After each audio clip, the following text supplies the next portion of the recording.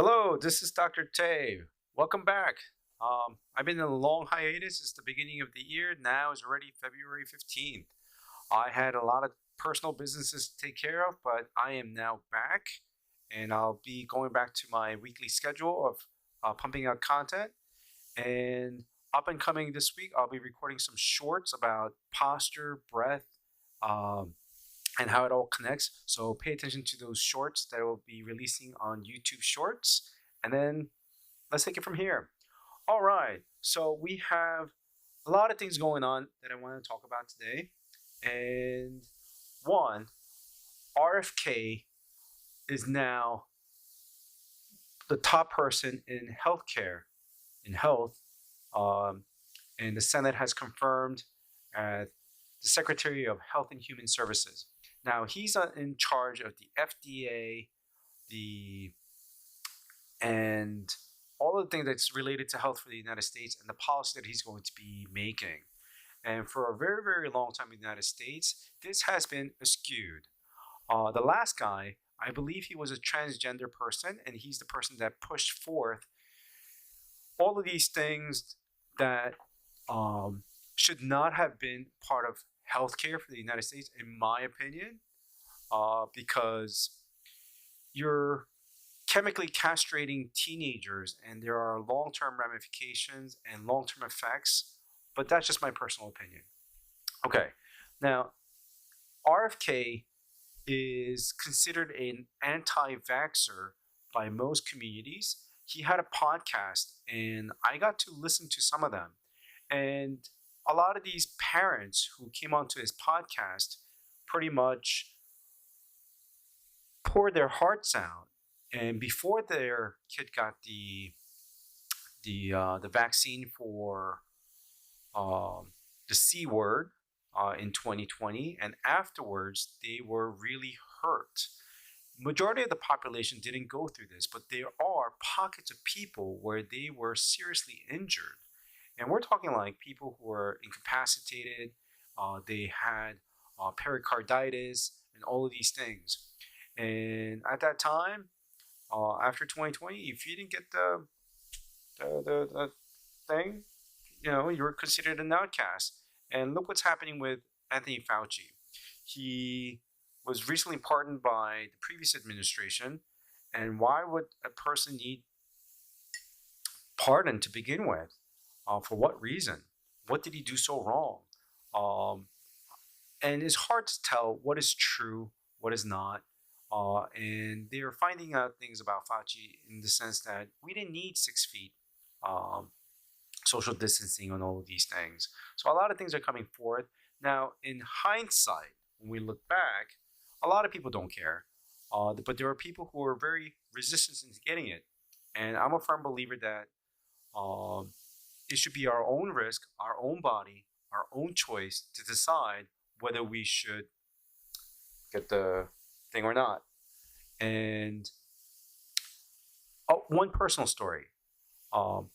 When I'm an immigrant, I left Korea when I was 6 years old to go to Argentina.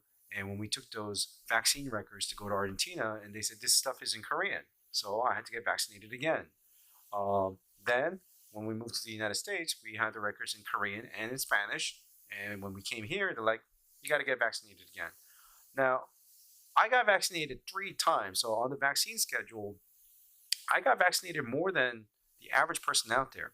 I think I turned out okay. But there are people who get vaccinated and they get injured by it. I'm not going to go into, what type of injury and causes. But I will say this. I have a niece, a distant relative, who got vaccinated when they were an infant while she was still sick on the flu. And she developed a very high fever. And because of that high fever, her brain got cooked from the fever. And now, today, she's an adult and she is permanently damaged in regards to her physical capabilities and mentally. She's not all there. And she was born, I'm going to use the word normal. And this was a severe vaccine injury. So if you're watching this video and you have an infant, make sure that your child is vaccinated when they're at their optimized health, meaning if they got the sniffles, they just got recovered. Give them time to nourish their body, become strong again before you vaccinate them. One, I believe in vaccination for like the measles and the mumps and other serious diseases. And I've made a previous video about vaccines, how in other countries their vaccine schedule is not as intense as the United States, yet they don't develop any more diseases than we do. So you have to look at the research and let the research decide for you, not politics. Right. Now, this is RFK getting sworn in, and I want to turn your attention to Food Babe. I really like Vani Hari. She's part of the Make America Healthy Again movement, and um, she uncovered, a lot of things about these major companies. I remember Subway bread. They had this ingredient that was in yoga mats. Why would you eat parts of yoga mats in part of your bread? Why would Subways include these things? Um, why would Starbucks? Why was Starbucks the third largest purchaser of MSG? And if you look at my previous videos, MSG makes people gain weight really, really fast. So because of Food Babe, not policy change. She put corporate pressure with protests and things like that, and she changed a lot of these companies the way they do business and provide food for us. Another guy I want to bring to Dr. Mark Hyman. Dr. Hyman has pointed out Monsanto was bought out by the company called Bayer, and Monsanto was the creator of what they call Roundup, which is a pesticide, and they created GMOs, genetically modified organisms. They take the gene of a bacteria that produces BT, and BT is a um, compound that when bugs eat it, their insides burst from inside out and then they die. And they put that gene into corn. So when bugs eat the corn, their insides burst inside out. And the FDA regulates that this is safe for human consumptions and so forth. Now, glyphosate is something that you spray on top of, which leaches a lot of the minerals in the soil and prevents the plant from absorbing the soil because it has a chelation effect. Now, Bayer says, oh, everything is really safe. And Dr. Mark Hyman points out that there were 177,000 lawsuits and 16 billion in settlements, yet Bayer still claims Roundup is harmless. And over here, the International Agency of Research on Cancer classified glyphosate as a probable carcinogenic to humans in 2015. In 2019, a meta-analysis found in individuals with high glyphosate exposure had a 41% increased risk of non-Hodgkin lymphoma. And the list goes on, which I'm not going to get into all of it. Yeah, I remember watching like years back, they said like glyphosate is safe, and the newscaster is like, I'll drink half of it, and then he was realizing how dumb that idea was, and he decided to not to drink it because glyphosate is bad for you. You shouldn't drink a cup of it. Now,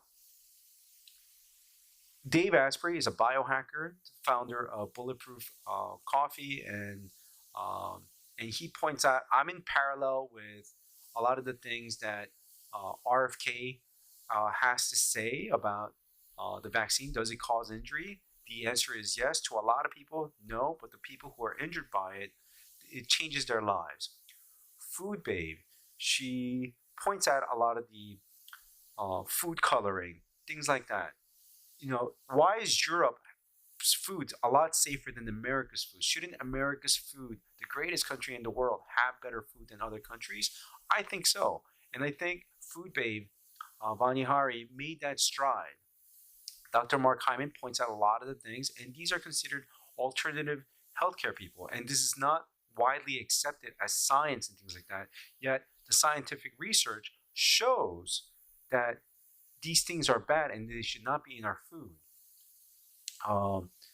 Dave Asprey points out about a lot of the uh, bad oils in our food, and he's a game changer, and he wrote a book called Game Changer as well. And he has a lot to say about how he supports RFK and talks a lot about RFK. Now, let's go to here. Okay, I've made this video in the past, but I want to bring it back again. Okay, I hope that RFK changes. This is our opportunity to really bring change, positive change, so that through their policy, the people who are not educated in healthcare and the foods that we eat and the dangers of the food that we purchase in the supermarket brings about a change. This is the current um, food pyramid, and Dr. Mercola has a better food pyramid than this. I think that should be adopted. And this is the obesity trends in 1985, where white indicates no data, and the light blue indicates 10%, less than 10% of the population fitting to be the BMI index to be 30%, 30 points or higher on the BMI scale. And as we go forward in time, by 1994, America is at least 10 to 14% obese, and larger percentages are increasing to 15 to 19%. And as we go forward in time, by 2005, I believe the blue state over there is Colorado, is holding in, right? And by the year 2010, the country is at least 20 to 24. 1 in 5 to 1 in 4 people are now obese, and this trend is continuing and rising. And by 2011, this is the year 2025. I don't know where we're at now. I got to do an update on this thing, on this map, to see where we're at. And I believe this is what we're trying to change, because if this doesn't change, we're headed towards diabetes, what they call diabetes type 3, which is Alzheimer's. And this is something that Dr. Mark Hyman has been talking about a lot. And this is what we're trying to change. It's not Robert F. Kennedy, forget these people, but this is what we're trying to change. And that is, our food needs to be less contaminated with chemicals that are not good for the body. And believe it or not, industrial farming, which was necessary to lift us out of hunger and things like that, but the food needs to be taken care of in a way that is better, so that when we buy it at the supermarket, for those people who were never trained in nutrition or chemistry, that don't know these things, and they don't have time, the people who knows this are trying to make these policy changes. So I don't agree everything with Robert F. Kennedy has to say about vaccines and things like that. And I think he's coming under the scrutiny of everybody right now. But I believe at the same time, he's the right person to do this. And I believe a lot of alternative healthcare providers are bringing the change. And right now, it is the battle of science and research backing up our claim, not our political ideologies. All right, having said all of this, hit like, subscribe, and stay in tune for more contents like this. Starting next week, I'll get back to doing some health tips. All right, take care. Bye-bye.